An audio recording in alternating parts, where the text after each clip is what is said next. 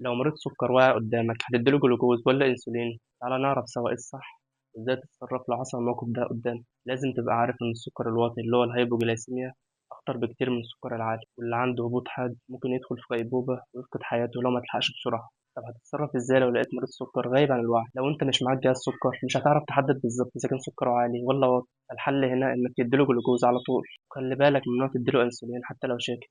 طب ليه الجلوكوز أكتر أمان؟ لو الشخص عنده هبوط في السكر الجلوكوز هيرفع السكر والشخص في الوقت ده هيصحى. طب لو كان سكره عالي وأنت اديت له جلوكوز بالغلط مفيش مشكلة كبيرة هنا، السكر هيزيد شوية بس نقدر نعالجه بعدين تحت إشراف طبي. بس لو اديت له أنسولين وفيه أصلا هبوط وده أخطر لأن الأنسولين هينزل السكر أكتر والمريض ممكن يدخل في غيبوبة ويموت في لحظتها. يعني من الآخر لما تكون مش متأكد اتصرف على إن الحالة في هبوط في السكر لأن السكر الواطي أخطر. الاختيار الآمن هنا إنك تديله جلوكوز حتى لو طلع سكره عالي، ولو اديت انسولين وهو فيه هبوط هيبقى خطر عليه.